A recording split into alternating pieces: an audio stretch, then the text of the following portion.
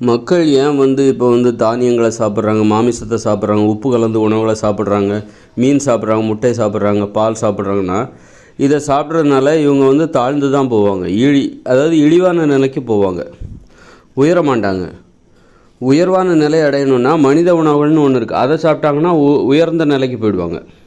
உடம்பில் நோய் வராது, நல்ல சிந்தனை வரும், நல்ல அறிவு வரும். நீங்கள் அறிவை தேடி புத்தகத்தை தேடி போக வேண்டிய அவசியம் இல்லை. உங்களுக்குள்ள இருக்கிற அற்புதமான மூளை ஒன்று இருக்குது, அது எவ்வளோ பெரிய செயல்களை உள்ளே செஞ்சுக்கிட்டு இருக்குது, ஒரு உடம்பையே நிர்வகிச்சிக்கிட்டு இருக்குது. அதுக்கு தெரியாதா? உங்களுக்கு தேவையான அறிவு உங்களுக்கு கொடுக்க அதுக்கு தெரியாதா? எவ்வளோ இதயத்தை நிர்வகிச்சிக்கிட்டு இருக்குது, இதயத்துக்கு என்ன பண்ணணும், அந்த உடலுக்கு என்ன பண்ணணும்னு உள்ளுக்குள்ளே எவ்வளோ கோடிக்கணக்கான வேலைகளை அந்த உடம்புல அந்த மூளை தான் கட்டுப்பாட்டில் வச்சுருக்குது. அப்படி இருக்கும்போது நீ புத்தகத்தை தேடி அறிவை தேடி புத்தகத்தை தேடி போகிறேன்னா ஏன் அந்த மூளைக்கு தெரியாதா? உனக்கு தேவையான அறிவை கொடுக்குறதுக்கு அந்த மூளைக்கு தெரியாதா? அப்போது உன்னுடைய மூளைக்கு அவ்வளோ அபாரமான ஆற்றல் இருக்குது. அப்படி இருக்கும்போது இப்படி அபாரமான அறிவாற்றல் கொண்ட மூளை எவ்வளோ வேலைகளை உடம்பில் செஞ்சிட்ருக்கு. அந்த மூளைக்கு நீங்கள் பேசுவதற்கு தேவையான அறிவை கொடுக்க தெரியாதா? அப்போது நீங்கள் இன்றைக்கி அறிவை தேடி புத்தகத்தை தேடி போகிறீங்க, பள்ளிக்கூடத்துக்கு போகிறீங்க அப்படின்னா அப்போது அது ஒரு தாழ்வான நிலை தானே. அது எப்படி உயர்ந்த நிலையாகும்? அறிவு உங்கள்கிட்ட இருக்குது, அது எல்லார்கிட்டையுமே இருக்குது. நீங்கள் உங்கள்கிட்ட அறிவை நீங்கள் பிறரிடம் பகிர்ந்துக்கோங்க, பிறரிடம் அறிவை அவர்கிட்டருந்து வாங்கிக்கோங்க. பேச்சு வழக்கின் மூலமாக அறிவை பெற்றுக்கொள்ளலாம், உங்களுக்கு தேவையான அறிவை பெற்றுக்கொள்ளலாம். அப்போ அதுதான் உயர்ந்த நிலை. இன்றைக்கி நீங்கள் பிறரிடம் புத்தகத்தை தேடி அறிவு போகிறீங்க, யாரோ ஒரு பள்ளிக்கூடத்துக்கெல்லாம் போகிறீங்க, கல்லூரிக்கு போகிறீங்க. அப்போ அறிவை இந்த மாதிரி கல்லூரிக்கும் பள்ளிக்கூடத்துக்கும் போய் புத்தகத்தை படிச்சுக்கிட்டு தெரிஞ்சுக்கிறது தான் அறிவுன்னு உங்கள்கிட்ட இல்லைன்னு நினச்சிக்கிறீங்க. அப்படின்னா அது ஒரு இழிவு நிலை தானே, அது ஒரு தாழ்வு நிலை தானே, தாழ்வு மனப்பான்மை தானே. என்கிட்ட எனக்கு ஒன்றும் தெரியாது, எனக்கு தேவையான அறிவு இந்த புத்தகத்தில் தான் இருக்குது அப்படின்னு நீங்கள் நினைக்கிறது ஒரு தாழ்வு மனப்பான்மை தானே. உங்களே நீங்கள் தாழ்வாக தானே நினைக்கிறீங்க. உங்கள் உடம்புக்கு உங்கள் மூளைக்கு அவ்வளோ வேலைகளை செஞ்சிட்ருக்குது. அவ்வளோ வேலைகளை செய்கிற அந்த மூளைக்கு உங்களுக்கு தேவையான அறிவை உங்கள்கிட்ட இருந்தே கொடுக்க தெரியாதா? ஏன் தண்ணியிடம் கொடுக்க தெரியாதா? அப்போ நீ அதில் அறிவு இல்லை, வெளியில் தான் இருக்குது, புத்தகத்தில் தான் இருக்குதுன்னு சொல்லி போகிறேன்னா அது ஒரு தாழ்வு நிலை தானே, அந்த இழிவு நிலை தானே. அது உங்கள் மூளையவே நீங்கள் இழிவுபடுத்துகிறீங்க. இப்போ உங்கள் அப்பா மிகப்பெரிய அறிவாற்றல் மிகவர்னு வச்சுக்கோங்க. அவரை விட்டுட்டு நீங்கள் வேறு யாரையோ தேடி போனீங்கன்னா அவர்கிட்ட நீங்கள் பேசவே மாட்டேங்கிறீங்க. அவரை விட்டுட்டு நீங்கள் வேறு யார்கிட்டயோ போய் அறிவு அவர்கிட்ட தான் இருக்குதுன்னு போனீங்கன்னா அப்போ அது உங்கள் அப்பாவை வெளிப்படுத்துகிற மாதிரி, அல்லது உங்கள் அம்மாவை வெளிப்படுத்துகிற மாதிரி தானே. அதனால் நம்ம இன்றைக்கி இந்த உணவுகளெல்லாம் சாப்பிட்றோம்ல, இது எதுக்காக? அப்போ ஏன் இதை சாப்பிட்றாங்க? ஏன் மனுஷங்க தன்னைத்தானே தாழ்த்திக்கிறாங்க? ஏன் இந்த தானிய உணவுகளை சாப்பிட்றாங்க? ஏன் இந்த மாமிச உணவுகளை சாப்பிட்றாங்கன்னா எதனால் இதை சாப்பிட்டு தன்னைத்தானே இழிவுபடுத்திக்கிறாங்க? அப்படி அதாவது இந்த தாழ்வு மனப்பான்மையே மனுஷங்களுக்கு மூளை வேலை செய்ய மாட்டேங்குது. இந்த உணவுகளை சாப்பிட்டாக்கா, தானிய உணவுகளை சாப்பிட்டாக்கா மனுஷங்களுக்கு மூளை வேலை செய்ய மாட்டேங்குது, மூட நம்பிக்கைகள் ஏற்படுது. அதாவது அந்த கட்டுப்பாடுன்னு ஒன்று இருக்குது, அந்த கட்டுப்பாட்டிற்கு உட்பட்டு வாழ்ந்தால்தான் இந்த உணவுகளை தான் சாப்பிட்ணும், இப்படித்தான் வாழணும்னு ஒரு கட்டுப்பாடு இருக்குது மனுஷங்களுக்கு. அதை கண்டுபிடிக்கிறதுக்காக தான் நம்ம இவ்வளோ பரிசோதனைகளும் பண்ணிகிட்ருக்கோம். நாமே இவ்வளோ பரிசோதனை பண்ணிகிட்ருக்கோம்னா எப்படி வாழணும் அப்படிங்கிறதை கண்டுபிடிப்பதற்காக இவ்வளோ பரிசோதனைகளையும் நம்ம பண்ணிகிட்ருக்கோம். எப்படியெல்லாம் வாழக்கூடாதோ அப்படியெல்லாம் வாழ்ந்து பார்த்து ஏன் அப்படி வாழ வேண்டும், ஏன் சரியாக வாழ வேண்டும், ஏன் கட்டுப்பாடாக வாழணும் அப்படின்னு நம்ம இன்றைக்கி பாடம் கற்றுக்குறோம். நல்லா பட்டுட்டோம், நல்ல அடி வாங்கிட்டோம், செம்ம அடி வாங்கிட்டோம். கட்டுப்பாடாக வாழாமல் தாந்தோந்தித்தனமாக வாழ்ந்து நல்லா அடி வாங்கிட்டோம். நம்ம வரலாறு அதுதான் சொல்லுது, மனுஷங்க செம்ம அடியாக வாங்கிட்டானுங்க. அதான்ப்பா இனிமேல் வேறு வழி இல்லை, இனிமேல் எந்திக்க முடியாது அப்படிங்கிற அளவுக்கு அடி வாங்கிட்டாங்க. இனிமேல் கட்டுப்பாடாக வாழ்ந்தால் தான் இப்போ தான் தெரியுது மனுஷங்களுக்கு கட்டுப்பாடுன்னா என்ன, கட்டுப்பாடாக வாழலைன்னா என்ன நடக்கும் அப்படிங்கிறது இப்போ தெரிஞ்சு போச்சு. மனுஷங்க இப்போ ஏன் தாழ்த்திக்கிறாங்க? இந்த உணவுகளெல்லாம் சாப்பிட்டா தாழ்த்திக்கத்தான் தாழ்வு மனப்பான்மை தான் வரும், தன்னைத்தானே தாழ்த்திக்க தான் செய்வாங்க. இப்போ வெஜிடேரியன் சொன்னால் பெருமையாக இருக்கும். யாராவது நான் வெஜிடேரியன் சொன்னால் அதை யாரும் பெருமையாலாம் நினைக்க மாட்டாங்க. நான் வெஜிடேரியன் அப்படின்னா அவங்கள உயர்வாக தான் பார்ப்பாங்க. எப்படி அது வியப்பாக இருக்கும் நமக்கு. எப்படி நீங்கள் வெஜிடேரியனாக இருக்கீங்க, அது எவ்வளோ கஷ்டம். ஏன்னா அது ஒரு கட்டுப்பாடு. வெஜிடேரியனுங்கிறது ஒரு கட்டுப்பாடு.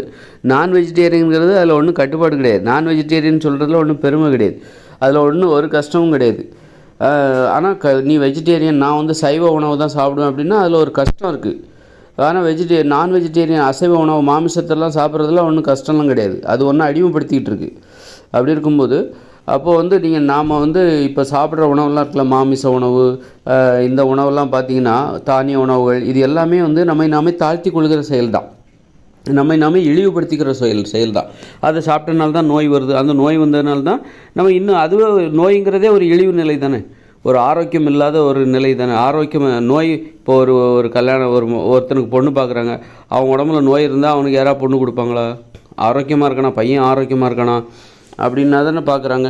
இல்லை, அவன் உடம்புல நோய் இருந்தால் அதை சொல்லாமல் மறைச்சி கல்யாணம் பண்ணி வச்சிடும். அப்புறம் பார்த்தா தெரிஞ்சிடும் இப்படி ஒரு நோய் இவனுக்கு இருக்குது, ஏன் மறைச்சிங்க அப்போ நோய்ங்கிறது ஒரு இழிவு நிலை தான். அது ஒரு ஏற்றுக்கொள்ள முடியாத ஒரு நிலை தான். அதுக்கு வந்து யார் அங்கீகாரம்லாம் கிடையாது. அப்படி இருக்கும்போது அப்போது இன்றைக்கி மனுஷங்க வந்து எதனால் அந்த நோய் வந்தது? இந்த உணவுகளை சாப்பிட்டனால தான். அப்போ இந்த உணவுகளை சாப்பிட்டாலே நீ இழிவு நிலைக்கு போயிடுவேன், தாழ்வு நிலைக்கு போயிடுவேன். நோய்களுக்கு காரணம் இந்த தானிய உணவு, மாமிச உணவு, முட்டை, மீன் உணவுகள் தான் காரணம். பால், இந்த உணவுகள் தான் காரணம். மாட்டுப்பால், இதெல்லாம் தான் காரணம். உப்பு போட்டு சமைக்கிற உணவுகள் தான் காரணம். அப்படின்னா அந்த உணவில் மக்கள் ஏன் சாப்பிட்றாங்க? அதனால் நோய் வருதுன்னு தெரியுது, தாழ்வு நிலைக்கு போகிறாங்கன்னு தெரியுது, இழிவான நிலைக்கு போகிறாங்கன்னு தெரியுது. அப்புறம் ஏன் அதை சாப்பிட்டுட்ருக்காங்க?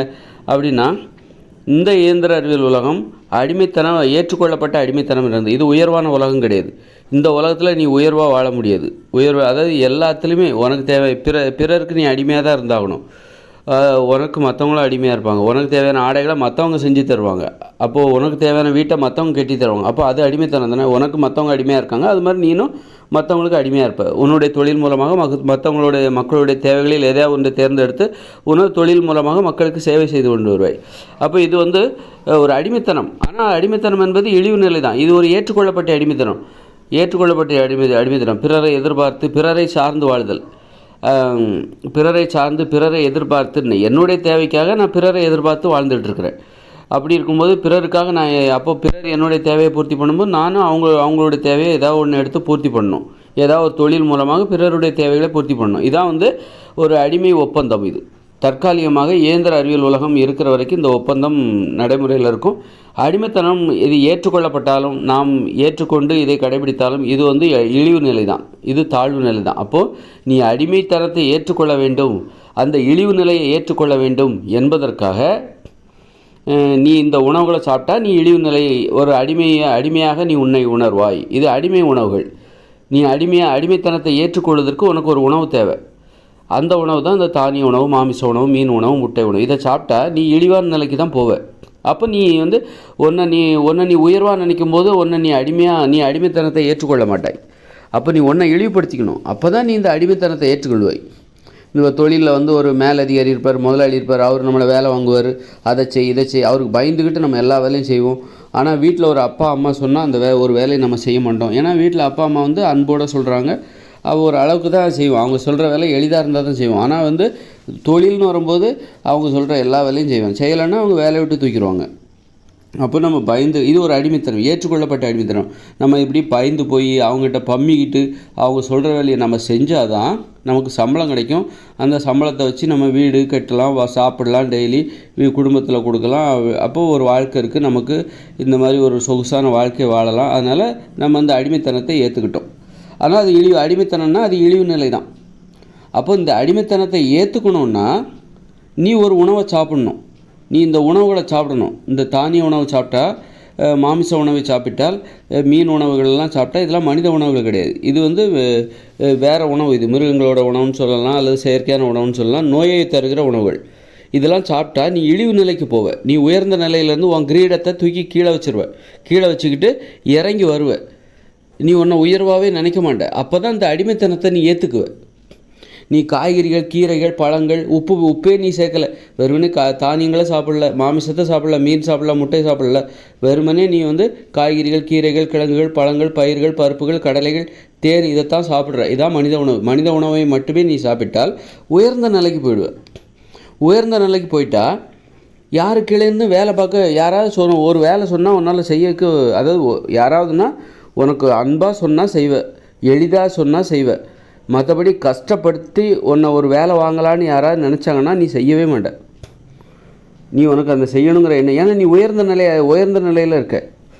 பிறரை வேலை வாங்க அன்போடு, யாராவது அம்மா அப்பாவோ கணவனோ மனைவியோ அன்போடு சொன்னால், மகனோ யாரோ அன்போடு ஒரு உதவியை கேட்டால் ஒரு 10 நிமிஷத்தில் செய்யக்கூடிய உதவியைத்தான் நீ செய்வே தவிர, இந்த மாதிரி முதலாளிங்கிற பேரில் அதிகாரத்தை பயன்படுத்தி ஆசை காட்டி உனக்கு நிறைய சம்பளம் தரேங்கிற ஆசையை காட்டிக்கிட்டு ஒன்று நிறைய நேரம் வேலை வாங்க முடியவே முடியாது. அந்த அடிமைத்தனத்துக்கு நீ ஒத்துக்கவே மாட்ட. ஏன்னா நீ உயர்ந்த நிலையில் இருக்க. ஏன்னா உன்னுடைய உயர்ந்த நிலைக்கு காரணம் உன்னுடைய உணவுகள் தான் காரணம். மனித உயிர்கள் உண்ணக்கூடிய உணவுகளை நீ சாப்பிட்டாய், ஆனால் உயர்ந்த நிலைக்கு போய்டும். உயர்ந்த நிலைக்கு போனால் அடிமைத்தனத்தை ஏற்றுக்க மாட்டேன். யாராவது வேலை சொன்னால் நான் சம்பளம் தரேன், நிறைய சம்பளம் தரேன், லட்ச ரூபா சம்பளம் தரேன்னு சொன்னால் கூட நீ அந்த வேலையை செய்ய மாட்டேன். அந்த வேலையை முதல்ல கற்றுக்கவே மாட்டேன். உனக்கு தெரிஞ்சிருக்குன்னா நீ கற்றுருக்குன்னு அர்த்தம். அப்படின்னா அடிமைத்தனத்தை ஏற்றுக்கிற 1,00,000 சம்பளம் கொடுக்குற ஒரு வேலையை நீ செய்கிறன்னா அது உனக்கு தெரியும்னா அதை நீ கற்றுக்கிட்டேன்னு அர்த்தம். அப்படின்னா என்ன அர்த்தம்? உனக்குள்ள அடிமைத்தனம் இருக்குதுன்னு அர்த்தம். சப்போஸ் நீ வந்து 1,00,000 கொடுத்தாலும் நீ அப்படி ஒரு வேலையை நீ கற்றுக்கவே மாட்டே. உங்கள்கிட்ட அடிமைத்தனம் இல்லைன்னா அப்படி ஒரு வேலையை நீ கற்றுக்கவே மாட்டே. அதனால் அடிமைத்தனம்னாலே உனக்கு அதனால் வந்து உன்னை யாரும் கூப்பிடவும் போகிறதில்ல. அந்த மாதிரி உயர்ந்த உணவுகளை காய்கறிகள், பழங்கள், கீரைகள், கிழங்குகள், பருப்புகள், பயிர்கள் இதெல்லாம் சாப்பிட்டாக்கா தானியங்கள் சாப்பிடக்கூடாது. மீன், மாமிசம், முட்டை, பால்லாம் சாப்பிடக்கூடாது. இப்படி சாப்பிடக்கூடாததை சாப்பிடாமல் இருந்து விட்டு சாப்பிட வேண்டியதை சாப்பிட்டு விட்டு இருந்தால் நீங்கள் உயர்ந்த நிலைக்கு போயிடுவீங்க. உயர்ந்த நிலைக்கு போயிட்டீங்கன்னா இந்த உலகத்தில் வாழ்கிறது கஷ்டம். இந்த இயந்திர அறிவியல் உலகில் வாழ்வது கஷ்டம். நீங்கள் யாருக்கிலையும் இருக்க மாட்டீங்க. யாருக்கிலையும் இருக்க உங்களுக்கு பிடிக்காது. யாருக்கிட்டேயும் போய் அதாவது சின்ன உதவியை கேட்பீங்களா ஒழிய யாரையும் நீங்களும் அதிகாரத்தை காட்டிக்கிட்டு பிறரை வேலை வாங்கணுங்கிற அந்த ஆசையை உங்களுக்கு வராது. அடிமைத்தனம்னா என்னென்னா அடிமைப்படுத்துவது, அப்புறம் அடிமைப்படுவது. இந்த ரெண்டுத்துக்குமே நீங்கள் ஆசைப்பட மாட்டீங்க. யாரையும் வேலை அதாவது அதிகாரத்தை காட்டி சம்பளம் தரேன்னு சொல்ல ஆசை காட்டி பிறரை வந்து அடிமையாக வேலை வாங்கவும் மாட்டீங்க, பிறருக்கு அடிமையாகவும் மாட்டீங்க. இதெல்லாம் ஏற்றுக்கொள்ளப்பட்ட அடிமைத்தனம். நீங்கள் மேனேஜர், மேலதிகாரி, கீழதிகாரின்லாம் சொல்கிறதுலாம் இதெல்லாம் ஏற்றுக்கொள்ளப்பட்ட அடிமைத்தனம். இந்த மாதிரி வேலைக்கே நீங்கள் ஆசைப்பட மாட்டீங்க. எனக்கு மேனேஜராகவும் வேண்டாம், நானும் யாருக்கிட்டே இருந்து வேலை பார்க்கணுங்கிற அவசியம் இல்லை அப்படிங்கிற எண்ணம் எப்போ வரும் அப்படின்னா உயர்ந்த உணவுகளை சாப்பிட்டா வரும். மனித உணவுகள் என்பது கண்டிப்பாக அது மனுஷங்களுக்கு உயர்ந்தது தானே. சிங்கம் மாமிசம் சாப்பிடும், அது சிங்கத்துக்கு உயர்ந்தது. ஆனால் மனுஷங்க மாமிசம் சாப்பிடக்கூடாது. மனுஷங்களுக்கு மனித உணவுகள் உயர்ந்தது. மனுஷங்க வந்து தாவர உண்ணிகளாக இருக்கும் பொழுது தாவர உணவு தான் மனுஷங்களுக்கு உயர்ந்தது.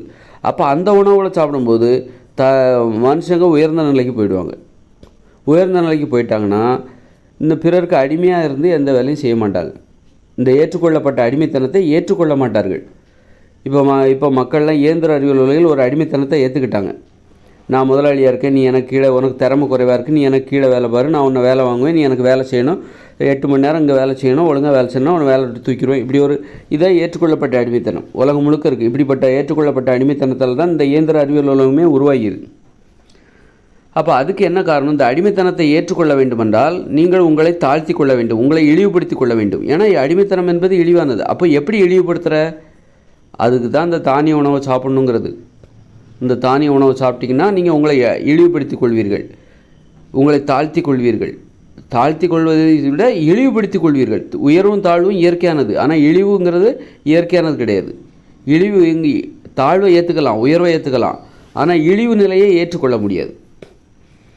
அப்போ நீங்கள் தானிய உணவு சாப்பிட்டீங்க, மாமிச உணவு, மீன் உணவு, முட்டை, பால் இந்த உணவுலாம் சாப்பிடும்போது, தயிரெல்லாம் சாப்பிடும்போது நீங்கள் உங்களை இழிவுபடுத்திக்கிறீங்க. உங்கள் உயர்வு நிலையிலேருந்து நீங்கள் இறங்கி வர்றீங்க. அப்போ தான் உங்களால் நீங்கள் அடிமையாகிறதுக்கு ஒத்துப்பீங்க. நான் ஒரு கம்பெனியில் போய் வேலைக்கு போகிறேன், எனக்கு நிறைய சம்பளம் தராங்க, அதுவும் அடிமைத்தனம் தான். அடிமைகளுக்கு கொடுக்கப்படுகிறது சம்பளம்.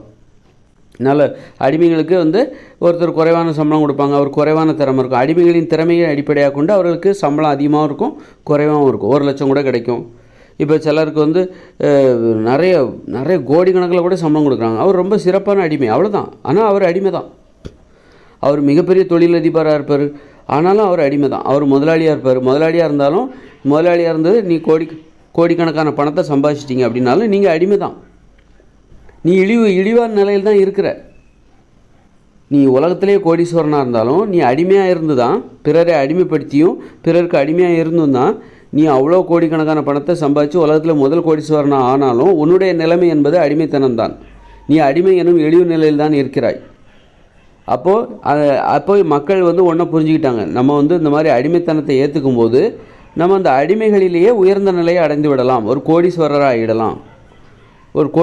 ஆகிடலாம் நாம் அப்படின்னு சொல்லிட்டு மக்கள். அப்போ அதுக்கு என்ன பண்ணணும்? அடிமைத்தனத்தை ஏற்றுக்கொள்ள வேண்டும். அடிமைத்தனத்தை நம்ம வந்து வேண்டான்னு சொல்லக்கூடாது. இப்போ நான் காய்கறி தான் சாப்பிடுவேன், பழங்கள் தான் சாப்பிடுவேன், நான்வெஜ்லாம் சாப்பிட மாட்டேன், உப்பெல்லாம் சேர்த்துக்க மாட்டேன், இப்போ கீரைகள் கிழங்குகளை தான் சாப்பிடுவேன் அப்படின்னா எனக்கு பணமே கிடைக்காது. நான் யார்கிட்டையும் வேலைக்கு போக மாட்டேன். எனக்கு வேலைக்கு போகிறது, என்ன யாராவது வேலை வாங்கினாலே எனக்கு பிடிக்காது. நானும் யாரையும் வேலை வாங்க எனக்கு ஆசை வராது. அப்போ என்கிட்ட பணம் இருக்காது, 5 பைசா கிடையாது. அப்போ நான் என்னுடைய வாழ்க்கையை இந்த இயந்திர அறிவியல் உலகில் நான் எப்படி ஓட்டுவேன்? எனது உணவுக்கு நான் என்ன பண்ணுவேன்? எனக்கு நிலம் இருக்கணும். நிலம் இருந்தாலாவது அதுலேயாவது விளைய வச்சு என்னுடைய எல்லா தேவையும் நான் அதிலேருந்தாக பூர்த்தி பண்ணிப்பேன். ஆனால் எனக்கு ட்ரெஸ் வேணும், அதை போய் நான் கடையில் தான் வாங்கணும். அது யாரோ ஒருத்தர் தானே அதை நெய்து கடையில், அதுக்கு பணம் வேணும். அப்போது தற்சார்பு வாழ்க்கை முறை என்பது உயர்ந்த நிலை. நம்முடைய தேவைகளை நாமளே பூர்த்தி செய்து கொள்கிற அந்த தற்சார்பு. ஆனால் அந்த உயர்ந்த நிலை இந்த இயந்திர அறிவியல் உலகில் போற்றப்படாது, வரவேற்கப்படாது. உயர்ந்த நிலையில் போகணுன்னு ஆசைப்பட்டோம்னா நாம் வீழ்ந்து போவோம், நாம் புறக்கணிக்கப்படுவோம். அப்போது இந்த மனுஷங்க ஏன் தானிய உணவுகளை சாப்பிட்றாங்க, ஏன் மீன் உணவுகளை சாப்பிட்றாங்க, முட்டை உணவுகளை சாப்பிட்றாங்கன்னா, இதெல்லாம் சாப்பிட்லன்னா நாம் புறக்கணிக்கப்பட்டு விடுவோம். நாம் தற்சார்பு வாழ்க்கை முறையை நோக்கி போக ஆரம்பிச்சிருவோம். இதெல்லாம் பிறரை சார்ந்து வாழ்கிற வாழ்க்கை முறைக்கு நம்ம இதெல்லாம் சாப்பிட்டாகணும். பிறரை சார்ந்து வாழணும், நம்முடைய தேவையை பிறரிடம் பெறணும், நாமளும் பிறருக்கு ஏதாவது ஒரு தேவையை பூர்த்தி பண்ணணும். அப்போ தான் இந்த அடிமைத்தனத்தை கொஞ்சம் ஏற்றுக்கிட்டால் தான் இந்த இயந்திர அறிவியல் உலகில் நாம் வாழ முடியும், புகழை பெற முடியும், பணம் சம்பாதிக்க முடியும், கொஞ்சம் எளிதாக வாழ முடியும். அப்படிங்கிறதுக்காக தான் மக்கள் இந்த அடிமைத்தனத்தை ஏற்றுக்கொள்வதற்காகத்தான் தங்களை தாங்களே இழிவுபடுத்தி கொள்வதற்காக, தங்கள் உடலிலேயே நோயை வரவழைத்துக் கொள்வதற்காக இந்த தானிய உணவு, மாமிச உணவு, முட்டை உணவு, பால் உணவு, இந்த உணவெல்லாம் சாப்பிட்றாங்க. இதை சாப்பிட்டு தனது உடலை கெடுத்துக்கிட்டு இதை சாப்பிட்டாலே ஒரு இழிவு நிலை வந்துடும். என்ன எப்படி இழிவு நிலை வரும்னா, இந்த மூளை, அதாவது உங்கள் மூளையிலேருந்து உங்களால் உண்மைகளை பெற முடியாது. ஏன்னா நம்முடைய மூளை எவ்வளோ சிறப்பான வேலைகளை செய்யுது. அந்த மூளைக்கு உனக்கு தேவையான அறிவை கொடுக்க தெரியாதா? நீ அறிவை தேடி ஏன் புத்தகத்தை ஏன் படிச்சுக்கிட்டு இருக்க? வெளியே இருக்கிற அந்த காகிதத்தில் தான் அறிவு இருக்கா, உன் தலையில் இல்லையா? அப்போ ஏன் உன் தலையிலேருந்து அறிவு வர மாட்டேங்குது? ஏன் புத்தகத்தை தேடி போகிற? ஏன்னா நீ சாப்பிட்ற தானிய உணவு, மாமிச உணவு, மீன் உணவு, முட்டை உணவு உனது அறிவை மூடிவிடுகிறது. ஏன்னா நீ விதிமுறையை மீறிட்ட, இயற்கை விதிமுறையை மீறிட்ட. மனித உயிர்கள் உண்பதற்கு இயற்கை அனுமதிக்காத உணவுகளை நீ சாப்பிட்டு விட்டாய். நீ இழிவான நிலைக்கு போயிட்ட. அப்படி இருக்கும்போது உன் மூளையிலேருந்து இனிமேல் அறிவு உனக்கு கிடைக்காது. இனிமேல் அறிவை நீ வெளியிலேருந்து தான் வாங்கணும். அதான் புத்தகத்தை தேடி போகிற, பள்ளிக்கூடத்துக்கு போகிற, கல்லூரிக்கு போகிற.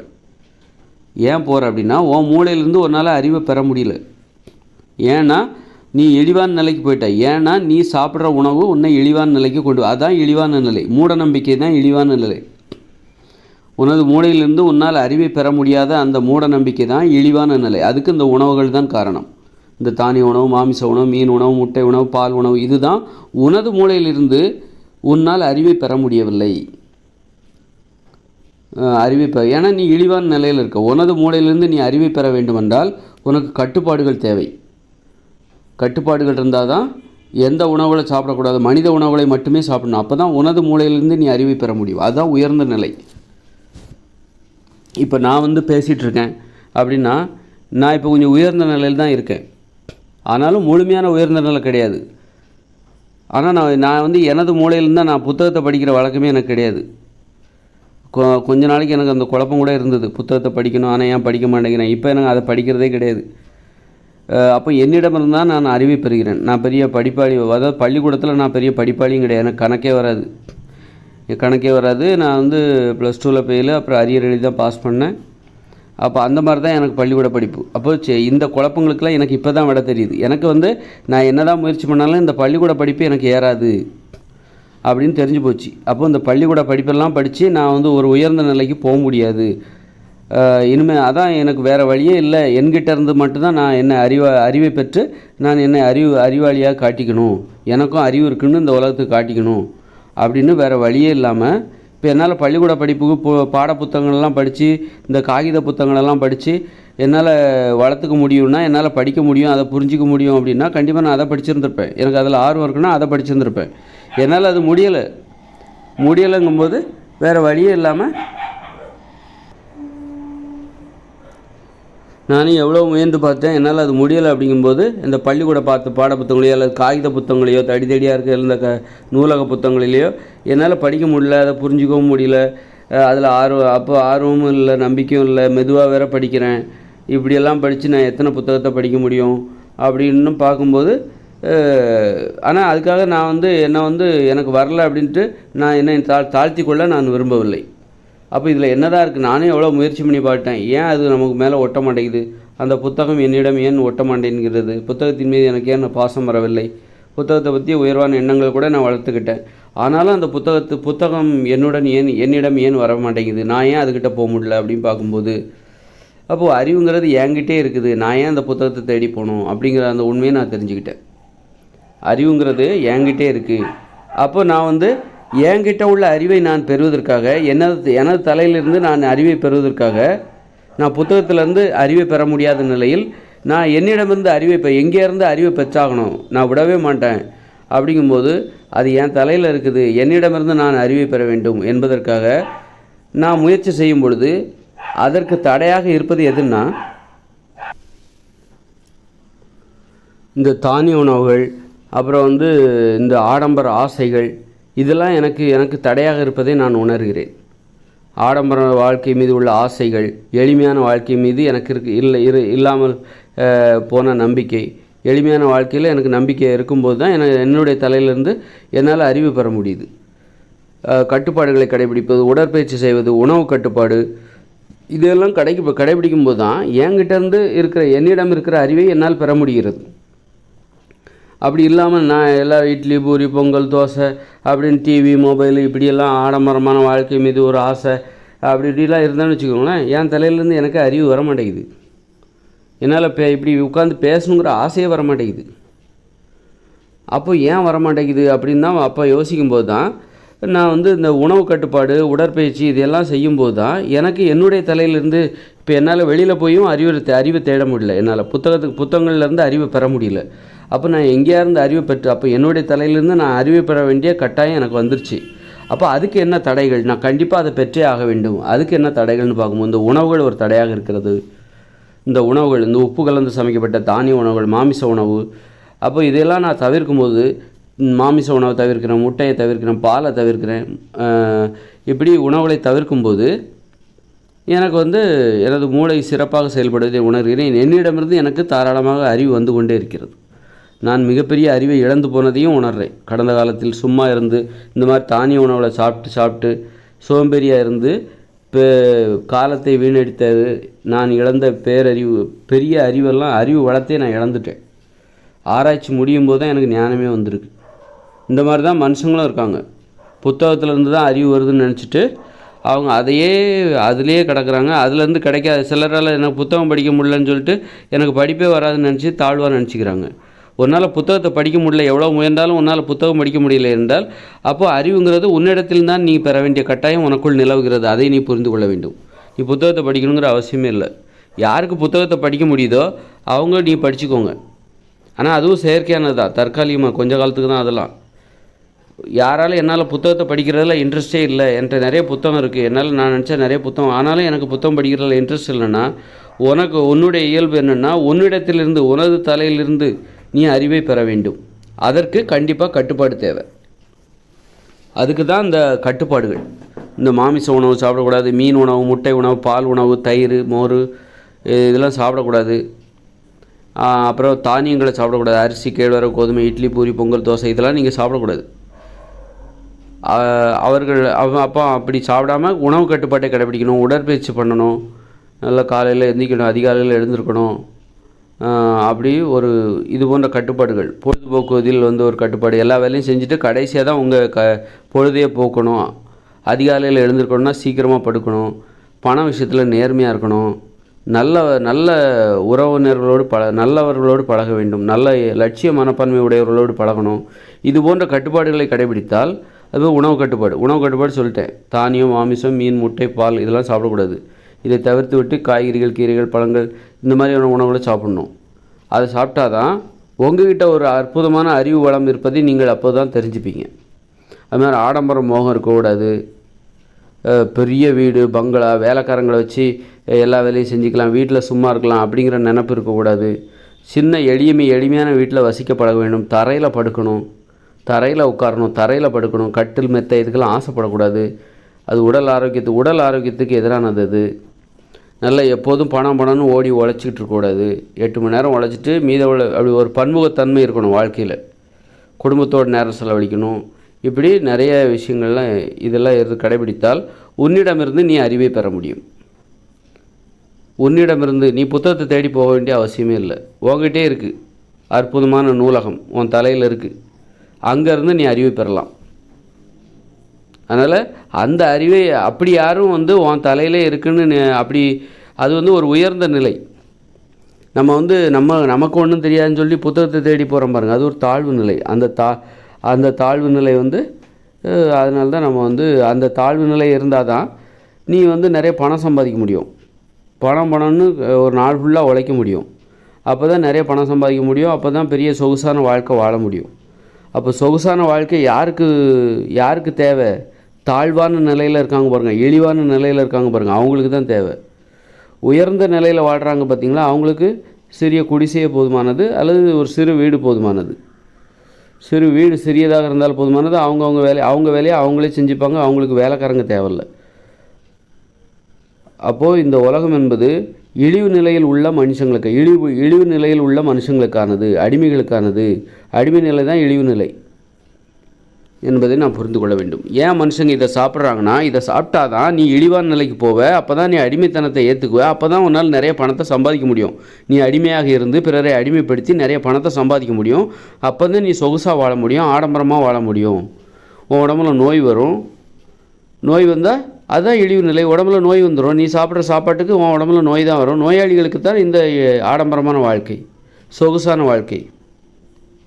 இழிவு நிலையை மறைப்பதற்காக இந்த மாதிரி கோட்டு போடுற மாதிரி, ஒரு உடம்புல இருக்கிற சொரிசரங்க மறைக்கிறதுக்காக கோட்டு போடுறாங்களா, அது மாதிரி கோட்டு போட்டு உள்ளே இருக்கிற நோயை மறைக்கிறதுக்காக கோட்டு போடுற மாதிரி மனுஷங்க இழிவான நிலைக்கு போகும்போது அதை மறைப்பதற்காக அவர்களுக்கு இந்த ஆடம்பர வாழ்க்கை தேவைப்படுகிறது. காரு, பங்களா, சொகுசு பெட்டு, ஏசி, இந்த மாதிரி வேலைக்காரங்க 10 பேர் வீட்டுக்குள்ளே, இதெல்லாம் தேவைப்படுது. அதனால் ஏன் இந்த உணவுகளை சாப்பிட்டாங்க அப்படின்னா, இந்த உணவுகளை சாப்பிட்டா தான் நீ இழிவான நிலைக்கு போவ. அப்போ தான் நீ அடிமைத்தனத்தை ஏற்றுக்குவ. உன்னை உயர்வாக நினச்சா அடிமைத்தனத்தை ஏற்றுக்க மாட்டேன். உன்னை யாரும் வேலை வாங்குறது உனக்கு பிடிக்காது. நீயும் யாரையும் வேலை வாங்க மாட்டேன். அப்போது நீயும் மற்றவங்கள வேலை வாங்கணும், உன்னையும் வேலை வாங்குறதுக்கு நீ அனுமதிக்கணும். அப்படின்னா நீ என்ன பண்ணணும்? உன்னை நீ இழிவுபடுத்தி கொள்ள வேண்டும். உன்னை உயர்ந்தவராக நீ நினைக்கக்கூடாது. அப்போ நீ இந்த உணவுகளை சாப்பிடு, இந்த மாமிசத்தை சாப்பிடு, இந்த இறைச்சி சாப்பிடு, இந்த மீனை சாப்பிடு, இந்த கவுச்சியை சாப்பிடு, கவுச்சியை வாயில் வச்சு தின்னு, சோத்தை தின்னு, இந்த இட்லியை தின்னு. அப்போ தான் நீ கேவலமான நிலைக்கு போவ. உனக்கு நோய் வரும். அப்போ தான் உன்னை உயர்ந்தவன் நீ நினைக்க மாட்ட. நீ உயர்ந்த நிலையில் இருக்கன்னு உனக்கு அப்படி ஒரு நினப்பு இருக்காது. ஏன்னா நீ இழிவான நிலைக்கு போயிடுவ. உனக்கு நோய் வரும் பிற்பாடு. அதனால் அந்த சோத்தை தின்னு, இட்லியை தின்னு, நல்லா தின்னு, நல்ல மீனை தின்னு. கேவலமான உணவுகள் இதெல்லாம் இழிவு நிலைக்கு மனுஷங்களை கொண்டு போய் இப்போ நீ அடிமையாக இருக்க. உனக்கு சம்மதமா? இப்போ உனக்கு சம்மதமா? ஏன்னா இப்போ உனக்கு தலையில் கிரீடம் இல்லை, நீ ஒன்றும் உயர்ந்த நிலையில் இல்லை. ஏன்னா நீ தின்னது எது? இட்லி, மீன், மாமிசம், கவுச்சி, கருவாடு, முட்டை, பால். இப்படி தின்னனால நீ இழிவான நிலைக்கு போயிட்ட. அதனால் நீ அடிமைத்தனத்தை ஏற்றுக்கிட்ட. அதனால் பிற்பாடு உனக்கு நோய் வரும். அப்போ இப்போவே நீ என்ன பண்ணணும்? நோயிலேருந்து உன்னை பாதுகாத்துக்கிறதுக்காக உனது இழிவு நிலையை இப்போவே நீ இழிவு நிலை தான். அதை சாப்பிடும்போதே நீ அதை மறைக்கிறதுக்காக உனக்கு ரொம்ப தாழ்வு மனப்பான்மை, அவமானம்லாம் வரப்போகுது. அதை பின்னாடி நம்மளை யாரும் இங்கே பரிகசிச்சிடக்கூடாது, கேலி பண்ணிடக்கூடாது. அப்படிங்க இப்போவே நீ ஆடம்பர வசதிகளை ஏற்படுத்தி நான் யார் தெரியுமா அப்படின்னு சொல்லிட்டு நீ மற்றவங்கள உனது உண்மையை உனது உண்மையான நிலையை இதுபோன்று ஆடம்பர வசதி மூலம் மறைத்து பிறரை ஏமாற்ற பார்க்கிறாய், பிறரிடம் பொய் சொல்கிறாய். அதனால் எதுக்காக நம்ம இதை சாப்பிட்றோம்? அடிமைத்தனத்தை ஏற்றுக்கொள்வதற்காக இந்த உணவில் சாப்பிட்டோம். இந்த உணவில் சாப்பிட்டா தான் இங்கே உள்ள அடிமைத்தனத்தை ஏற்றுக்கொள்ள முடியும். இந்த உலகத்தில் ஒரு அடிமைத்தனம் இருக்குது, ஏற்றுக்கொள்ளப்பட்ட அடிமைத்தனம். இந்த அடிமைத்தனத்தை ஏற்றுக்கொள்ள வேண்டுமென்றால் உன்னை இழிவுபடுத்துகின்ற தானிய உணவு, மாமிச உணவு, மீன், முட்டை உணவு, பால் உணவு, தயிர், மோர், பால் இதெல்லாம் சாப்பிட்டாகணும். இதை சாப்பிட்டா நீ இழிவு நிலைக்கு போவ. இழிவு நிலைக்கு போனால் மட்டும்தான் உன்னால் அடிமைத்தனத்தை ஏற்றுக்க முடியும். இல்லாமல் நீ போய் காய்கறிகள், பழங்கள், கீரைகள், கிழங்குகள்லாம் சாப்பிட்டா உன்னை யாரும் அடிமைப்படுத்துறதை நீ விரும்ப மாட்ட, பிறரையும் அடிமைப்படுத்த விரும்ப மாட்ட. ஏன்னா அடிமைத்தனம் என்பது இழிவானது.